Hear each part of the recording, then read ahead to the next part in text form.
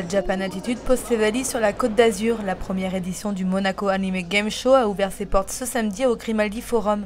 15 000 adeptes des mangas sont attendus ce week-end dans ce salon inédit dans le sud-est. Il y a 2 ans, on avait organisé avec le Grimaldi Forum et le musée Guimet une exposition qui s'appelle Kyoto Tokyo des samouraïs au manga. Et j'avais vu qu'il y avait un réel engouement autour de ces thématiques. Et j'avais vraiment envie d'organiser un salon grand public à Monaco, ce qui est une chose rare sur ces thèmes-là. Le salon n'est pas identique à celui de Toulouse parce qu'à Toulouse, c'est vraiment un salon uniquement geek. Alors que là, à Monaco, on a voulu faire un croisement. C'est plutôt, on essaie de se rapprocher d'un festival comme le festival d'Annecy, qui est un festival d'animation d'envergure et le plus grand au monde. Mais on a vraiment envie que tout le monde puisse trouver son compte lorsqu'il vient, lorsque justement il y a un père, il y a une mère, les parents qui amènent leurs enfants, au moins qu'ils ne s'ennuient pas au salon, qu'ils aient des choses à faire, et je pense que là ils ont des choses à y faire.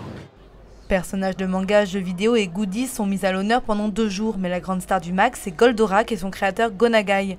Diffusé dans les années 70, cet animé a marqué toute une génération, l'occasion de se replonger dans ses souvenirs de jeunesse. Il y a quelque chose d'extraordinaire déjà sur ce salon, c'est l'exposition Goldorak, parce que c'est une exposition en exclusivité mondiale, c'est-à-dire que le créateur du dessin animé a retrouvé dans son grenier, on va dire, des planches en fait, de dessins préparatoires à la série animée Goldorak. C'est la première fois qu'elles sont montrées, donc même au Japon elles n'ont jamais été montrées. C'est venu d'un simple morceau de papier, il a permis de faire quelque chose de grand. Cette personne, elle a changé un univers, elle m'a changé à jamais. Ça rappelle des souvenirs. Moi j'ai pu voir Goldorak quand j'étais petit, c'était la rediffusion.